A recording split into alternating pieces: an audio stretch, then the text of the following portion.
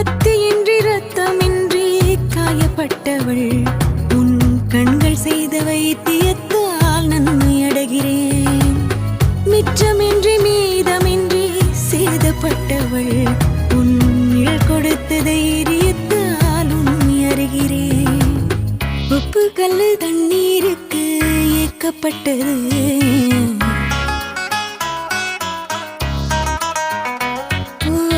ஒத்த சொல்லு புத்திக்குள்ள மாட்டிக்கிட்டது.